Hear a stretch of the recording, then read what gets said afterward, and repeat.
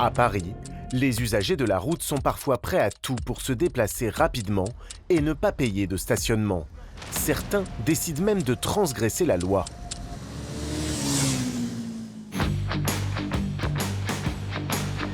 En 2024, on compte 760 000 motards immatriculés dans la capitale pour 42 000 places de stationnement. Entre manque d'infrastructures adaptées et risque d'amende, pour les conducteurs de deux roues, se garer dans la capitale est un vrai casse-tête. Comme pour Xavier, alias Haussmann Rider.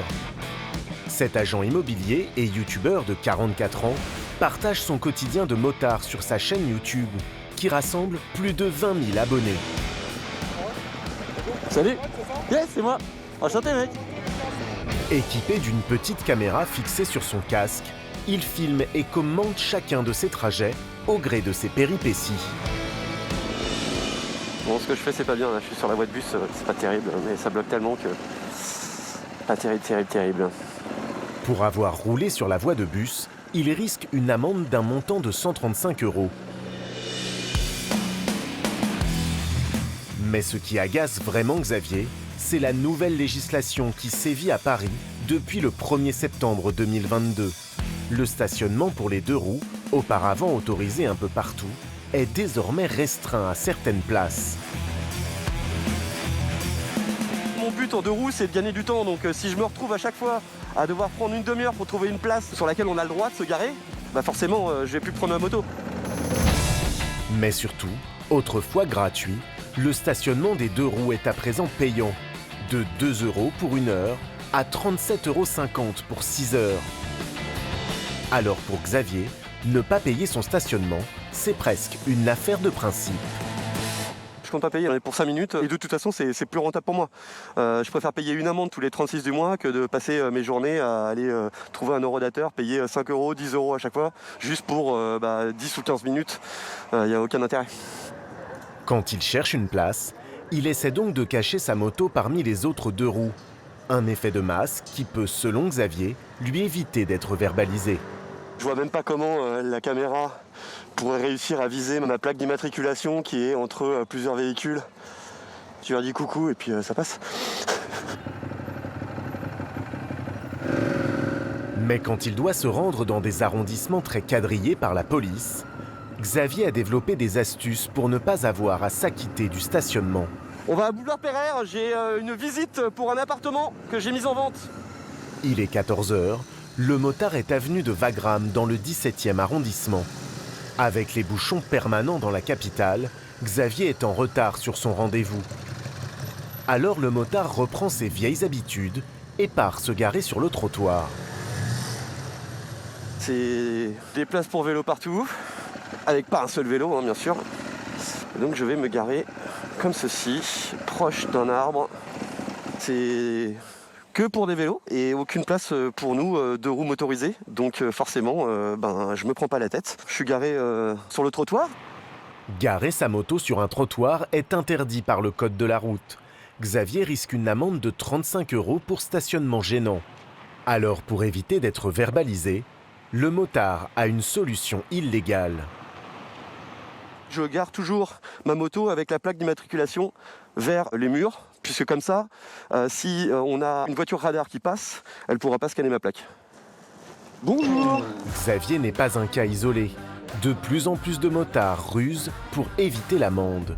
Comme par exemple cette pratique de plus en plus répandue qui consiste à masquer sa plaque d'immatriculation. Entre stationnement payant et manque de place pour se garer, les motards ont le sentiment d'être victimes de restrictions à répétition. Moi, je ne considère pas que le motard ne doit pas payer le stationnement. C'est juste que je vois pas trop l'intérêt pour un véhicule aussi petit de payer un stationnement qui est pratiquement aussi cher que pour les voitures. On peut mettre 3 motos juste pour une voiture, on prend pas beaucoup de place. Puis même, c'est de la perte de temps, c'est-à-dire que là, il faut que j'aille trouver un eurodateur. Alors, en général, il faut faire 30 mètres pour aller chercher un endroit, il faut sortir la carte, il faut mettre la plaque d'immatriculation, il faut rentrer, il y a tout un processus qui me fait perdre du temps. Et moi, si je suis en deux roues à Paris, c'est pas juste par passion, c'est pour gagner du temps en fait. Si on fait de l'interfile, c'est pour gagner du temps. Si on remonte les voies, c'est pour gagner du temps. Sinon, moi, je reprends ma voiture et comme ça, il n'y aura pas de problème.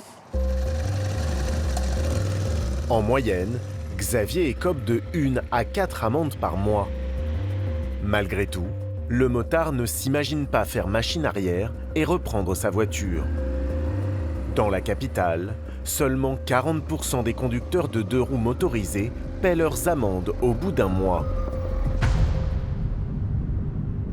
Il faut dire qu'à Paris, de nouveaux outils de verbalisation ont fait leur apparition et agacent de plus en plus les automobilistes. On les appelle les sulfateuses à PV ou encore les voitures vampires. Apparues en 2018, ces voitures équipées d'un système à lecture automatique des plaques d'immatriculation quadrillent les rues de Paris, partout où le stationnement est payant. Elles sont capables de scanner jusqu'à 1500 plaques par heure. Maître Dufour, spécialiste en droit routier dans le 8e arrondissement de la capitale, les voit passer plusieurs fois par jour devant son cabinet. Mon cabinet est ici depuis plus de 5 ans. La voiture, vous savez, avec les caméras qui permettent de déceler le stationnement non acquitté, on la voit passer 3 fois par jour dans la rue du cabinet. Donc, je veux dire, c'est devenu du harcèlement des automobilistes. Et quand on voit le prix des stationnements à Paris et le prix maintenant de l'amende pour non-acquittement du stationnement, c'est devenu un vrai business, un vrai business. Dans la capitale, le tarif d'une heure de stationnement pour les véhicules légers varie de 4 à 6 euros et de 12 à 18 euros pour les véhicules lourds. Avocat depuis 20 ans, il a fait de la défense des automobilistes son cheval de bataille. Pourtant, il reste dubitatif face aux pratiques agressives de ces véhicules, capables de flasher jusqu'à 12 000 plaques par jour. Alors, pour en savoir plus, il décide d'interpeller la conductrice de l'une de ces mystérieuses voitures. Bonjour madame. En fait, je suis avocat, je suis à Constantinople. Pourquoi est-ce que la voiture, celle-là, elle passe toujours 25 fois dans la rue Constantinople? 2 heures. Non.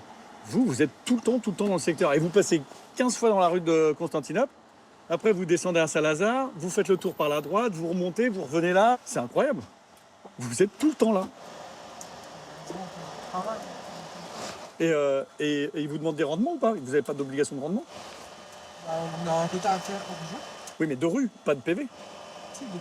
Ah, vous avez un quota. Après, Oui, mais... là, les voitures, c'est des plus contrôles. C'est pas nous qui mettons les PV. On est juste à nous flasher. Maître Dufour a vu juste. Ces conducteurs et conductrices de sulfateuses ont donc des quotas à atteindre, et ce, dans un but évidemment financier. Le quota, c'est en voiture, c'est 5 000 voitures flashées. Contrôlé. Ouais, pour toucher notre salaire de base. Et 6 000 pour avoir la prime max. La prime max, on est à 2 000 euros. Incroyable. Bon, bah c'est bien.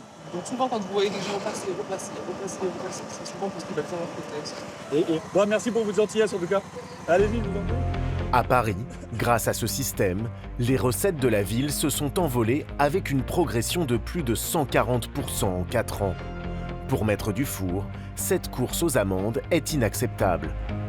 En réalité, ce qui prévaut dans le contrôle du stationnement à Paris, c'est le rendement. Dans le 17e ou dans le 16e, vous avez des rues qui sont à sens unique, vous avez des véhicules garés de chaque côté. Donc c'est plus rentable pour ce genre de contrôle parce que le véhicule, quand il passe dans une rue, il contrôle d'un côté et de l'autre côté. Et donc, ce que j'en comprends en réalité, c'est que si vous habitez dans une rue en sens unique à Paris avec des véhicules stationnés de chaque côté, bah, vous avez toutes les chances d'être contrôlé 10-15 fois par jour. Donc pour tous les gens qui habitent ici, c'est du harcèlement en quelque sorte. C'est même plus du contrôle du stationnement, c'est juste du harcèlement juridico-financier pour faire du chiffre. C'est inadmissible.